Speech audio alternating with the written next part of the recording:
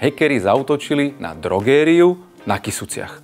Úplne im zablokovali systémy, úplne im zablokovali e-shop a žiadali výkupné. Prežila by niečo také vaša firma?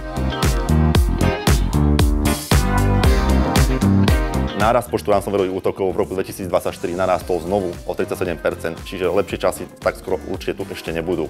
A preto by už našou otázkou nemalo byť to, čo ak sa nám to stane, ale čo budeme robiť, keď sa nám to stane? Sme na to pripravení? Do tohto, nazvime to, že digitálneho priestoru so snahou okradnúť klientov sa obují organizované skupiny. Sú za tým naozaj že veľké profesionálne skupiny, ktoré majú stovky až tisíce členov a snažia sa v podstate ukradnúť peniaze. Tí útočníci, keď vedia, že zaplatíte, tak potom sú motivovaní takéto niečo aj zopakovať. Reálne sa to robí tak, že oni si pozrú cez verejne dostupné zdroje obraty danej firmy, a z toho obratu zoberú nejaké 2-3%, to je vlastne to výkupné, ktoré potom si pýtajú. Dobre, také najtypickejšie sú podvodné faktúry.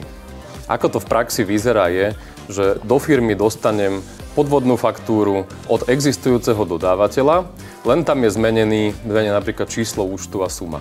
Keď hovoríme o kybernetickej bezpečnosti, nesmieme zabudnúť na novelizácia zákona o kybernetickej bezpečnosti Európskou smernicou NIS-2. Každá firma a inštitúcia, ktorá bude pod ňu podliehať, bude musieť zaviesť nové bezpečnostné opatrenia, ktoré posilnia jej ochranu.